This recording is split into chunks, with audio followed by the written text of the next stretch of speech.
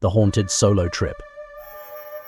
I had always been an adventurer, relishing the thrill of solo trips to uncharted territories. This time, my wanderlust led me to a remote cabin nestled in the dense woods of another state, far from the familiar comforts of home.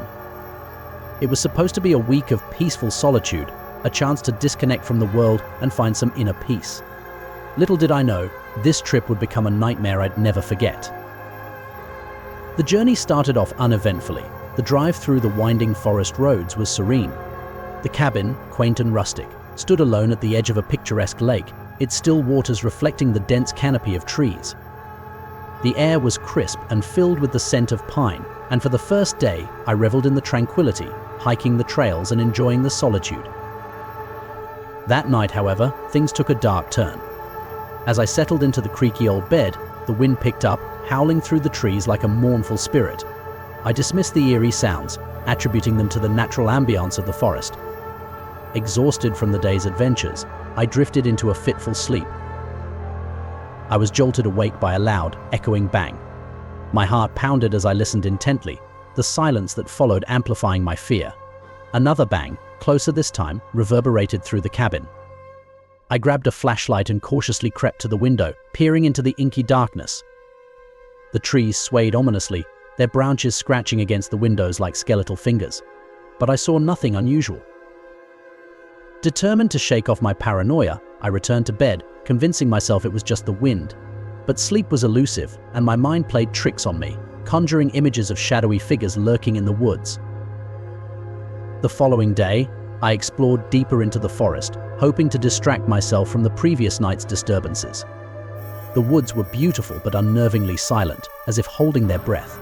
I came across an old abandoned campsite, its tattered remains scattered among the underbrush. A chill ran down my spine as I noticed the personal items left behind: an old, rusted lantern, a torn sleeping bag, and a weathered journal. Curiosity got the better of me, and I picked up the journal, flipping through its pages. The entries were cryptic, filled with frantic scribbles and unsettling drawings. The last entry sent a shiver down my spine. Something is watching me.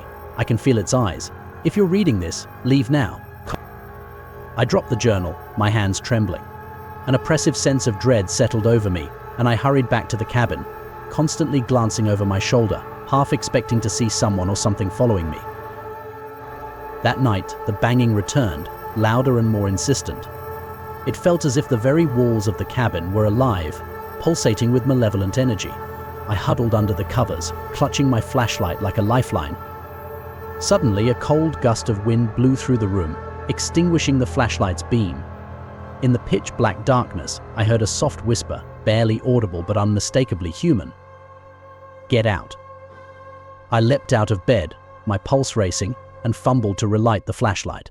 The room was empty, but the oppressive feeling of being watched was overwhelming. Panicked, I decided to leave the cabin and head back to my car, but as I stepped outside, I froze. The trees, once welcoming, now seemed to close in on me, their branches twisting into sinister shapes. I stumbled through the woods, the flashlight's beam flickering as if it was struggling against the darkness. The path back to the car felt interminable, each step echoing with the imagined footsteps of some unseen pursuer. Finally, I reached the clearing where I had parked, but to my horror, the car's windows were shattered, the interior ransacked. With no other options, I ran down the forest road, desperate to find help. The night seemed to stretch on forever, the darkness thick and impenetrable. I could hear whispers and rustling all around me, shadows darting just out of sight. After what felt like hours, I stumbled upon a small ranger station. Breathless and terrified, I pounded on the door until a sleepy-eyed ranger opened it. I poured out my story, expecting disbelief, but his face grew grave. "You're not the first," he said quietly. "Years ago, a group of campers disappeared near that cabin. Their bodies were never found, but their belongings. Sometimes they turn up. Whatever's out there, it doesn't like intruders." I never returned to that cabin, and the memory of that terrifying solo trip still haunts me. The forest, once a place of peace, is now a reminder of the unseen horrors that lurk just beyond the edge of the familiar, waiting for those foolish enough to venture into their domain.